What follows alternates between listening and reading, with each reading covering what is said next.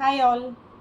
நம்ம ப்ரெக்னெண்ட்டாக இருக்கும்போது நம்மளோட உடம்பு ரொம்ப டிஃப்ரெண்ட்டாக இருக்கிறத ஃபீல் பண்ணியிருப்போம். ரொம்ப டயர்டாக இருக்கும், ரொம்ப எமோஷ்னலாக ரொம்ப வீக்காக இருப்போம், நம்ம சின்ன சின்ன விஷயங்களுக்கு சென்சிட்டிவாக இருப்போம், ரொம்ப நேரம் அதிகமான பசி வந்துக்கிட்டே இருக்கும், ரொம்ப சீக்கிரமாக எக்ஸாஸ்ட் ஆகிடுவோம். இப்படி நிறைய சேஞ்சஸ் நம்ம பாடியில் வரும்போது நமக்கு தோணும், நான் ஏன் பழைய மாதிரி இல்லை அப்படிங்கிறது தான்.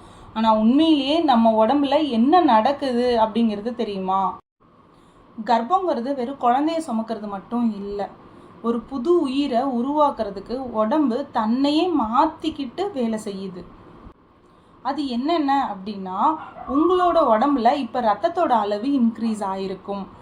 ஏன் அப்படின்னா, உங்கள் உடம்பு உங்களுக்கு மட்டும் இல்லாமல் உங்கள் குழந்தைக்கும் சேர்த்து ஆக்சிஜனையும் சத்துக்களையும் இப்போ கொடுக்கணும். ஸோ முதல்ல இருந்த ரத்தத்தோட அளவை விட இப்போ உங்கள் உடம்புல ரத்தத்தோட அளவு அதிகரிச்சிருக்கும். இப்போ உங்கள் உடம்புல ப்ரொஜெஸ்ட்ரான் மற்றும் ஈஸ்ட்ரஜான்கிற ஹார்மோனோட அளவு அதிகமாகிட்டே போகும்.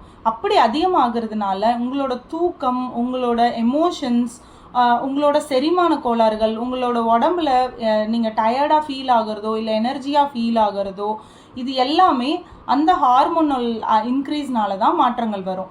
அது மட்டும் இல்லை, நீங்கள் சில நேரத்தில் ஞாபக மறதியாக ஃபீல் பண்ணுறீங்கல்ல, அது கூட இந்த ஹார்மோன்ஸ்னால தான் நடக்குது. இப்போ உங்கள் உடம்புல தசை நார்களும் ஜாயின்ஸும் சாஃப்டாக ஆரம்பிக்கும். இது உங்கள் உடம்பையும் பெல்விஸையும் பிரசவத்துக்காக தயார்படுத்துகிற ஒரு இயற்கையான ப்ராசஸ். அது மட்டும் இல்லாமல் இந்த பீரியடில் உங்களோட மெட்டபாலிசமே உங்கள் பாடியில் மாறுது.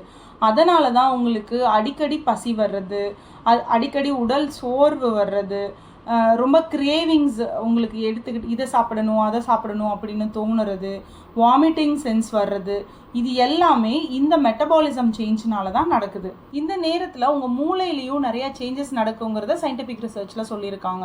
அதாவது பாண்டிங், அதுக்கப்புறம் எமோஷ்னல் அவேர்னஸ், அப்புறம் கேர் கிவிங், அதாவது பராமரிக்கிறது, இது சார்ந்த உங்கள் மூளையில் இருக்கிற கனெக்ஷன்ஸில் நிறைய மாற்றங்கள் ஏற்படும். ஸோ உங்கள் பாடி ஓவர் ரியாக்ட் பண்ணலை, அது தன்னைத்தானே மாற்றிக்கிட்டு தன்னை அட்ஜஸ்ட் பண்ணிக்கிட்டு ஒரு புது உயிரை வரவேற்கிறதுக்கு அது தன்னை தயார் பண்ணிக்கிட்டே இருக்குது. ஸோ இதெல்லாம் தெரிஞ்சுக்கிட்ட நீங்கள் இனி உங்கள் பாடியோட சேஞ்சஸை கம்ப்ளைண்ட் பண்ணாமல் அதுக்கு ஹெல்ப் பண்ணுங்கள், உங்கள் பாடியை அப்ரிஷியேட் பண்ணுங்கள், உங்கள் பாடிக்கு நன்றி சொல்லுங்கள். இதுதான் நீங்கள் உங்கள் உடம்புக்கு பண்ணுற பெரிய நன்றி கடனாக இருக்கும். ஸோ இது மாதிரி இன்னும் நிறைய இன்ஃபர்மேஷன்ஸ் தெரிஞ்சுக்க ஈட் ட்ரையை ஃபாலோ பண்ணுங்கள். தேங்க்யூ.